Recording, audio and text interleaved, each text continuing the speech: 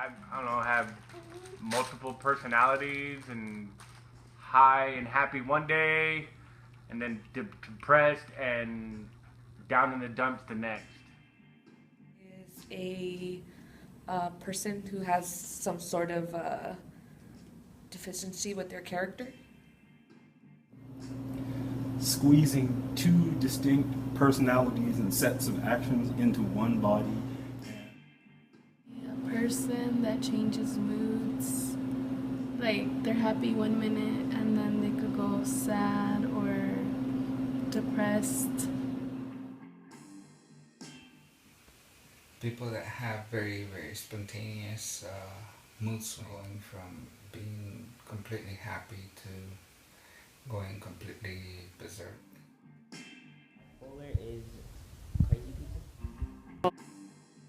To me, bipolar disorder is when your brain doesn't process everything completely. Basically, your moods change. You could be happy one minute and go from being happy to sad or being depressed, angry. Not sure about that one. They say that they are born with it, but I think a lot of it has to do with the different colors of dyes and chemicals that they use inside food. Being exposed to constant stress, maybe psychological trauma. First of all, my nephew was bipolar and schizophrenic. My mom is also bipolar. I was diagnosed at the age of 36. One of my workers that I had when I was in the military. I was diagnosed a week before my 29th birthday. I actually know quite a few people. Two of my best friends have it, and my old boss used to have it, has it. I'm not sure what age my sister was actually diagnosed bipolar, but she was born with it and many other mental disorders. My son was diagnosed with NOS mood disorder at age 6.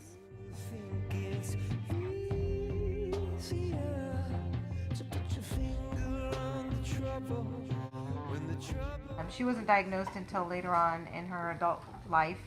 However, we experienced it a lot growing up with mood changes and highs and lows and depression. I had to, try to adjust, but I still struggle with it to this day. I don't know how to help it. She doesn't want to take medicine for it. She's tried taking mood enhancing medication, but she says it makes her feel weird, so she doesn't want to take it. Every day is a challenge. Yesterday she cried because she couldn't figure out what color the socks were because she's blind on top of it. And she was literally sobbing, and then the next minute she's happy and ready to go to the softball. It's really difficult to live with. Very difficult. I didn't have to live with him, so it wasn't an adjustment that I had to make. He was on meds that kind of balanced him out. As an adult, he stopped taking his meds and started to self-medicate other ways. He ended up passing away. He committed suicide at a young age of 24 years old. It is no fun, especially when you're at work and their spleen on you because someone else made a mistake, but they focus in on the first person they see, and they don't make your afternoon pleasant at all. And being ex-military, I had to get over my first reaction and go to my second reaction. My first reaction was to lay the guy flat to the floor with my fist. The best thing I could do was grit my teeth, nod in all the right places, and wait until he was done ventilating. Finding medication was hard. Without medication, you have really high highs and the lowest of lows. It's quite scary when you think thoughts that you shouldn't when times get tough. I still struggle with the stigma of being bipolar.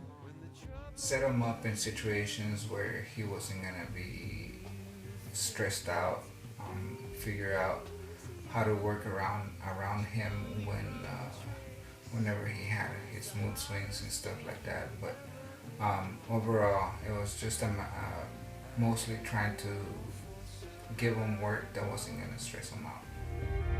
Adjustment, well, that's a rough one. Sometimes I have to adjust my meds, I have to adjust situations and attitudes, or simply get things off of my chest. Because I am medicated, I like to think it's normal. But I do have to remember every day to take those meds.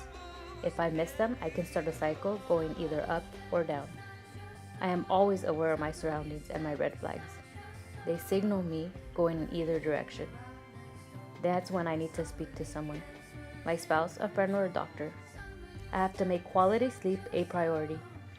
Being tired can bring out frustration and anger quickly, which may lead to rage. I really have to breathe through some conversations, so I don't talk to my kids like adults and hurt them. I have learned not to take on too many hats and to say no more often. Prioritizing me, which is super tough, has been a biggie. And making sure to take a break or to get out when my husband says so. It's usually him noticing me getting close to my edge and accepting that it's okay to leave him.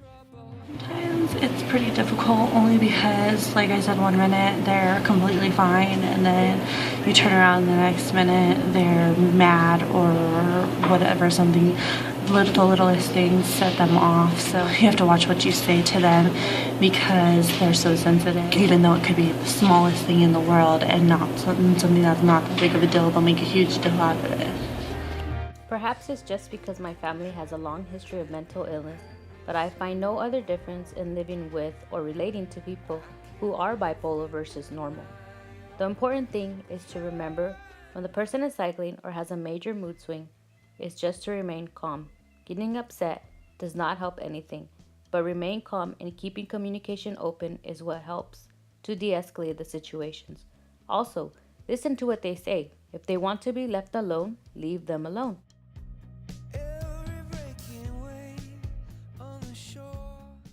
I was having body dysmorphia issues, so my doctor wanted me to see someone so that they can regulate my emotions.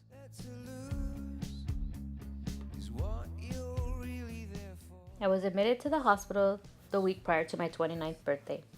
I spent the week there, and that is when I was diagnosed with bipolar disorder. Looking back, I have no doubts that I had suffered this most of my teen years. I can remember being very involved in school, with friends and relationships, and then being very recluse. From suicidal attempts to glory days, I often wonder how different my life would have been if I was diagnosed much earlier. I took my son to the psychiatrist because his behaviors were escalating. As an infant toddler, he would have night terrors lasting up to 5 hours. As he got older, he would bang his head, as well as feces play well after potty training was completed. He would hit and squeeze his brother, as well as different aggressive actions. He was attempting to jump out of the second-story window, run down the street in the middle of the night, and grab knives when he was upset.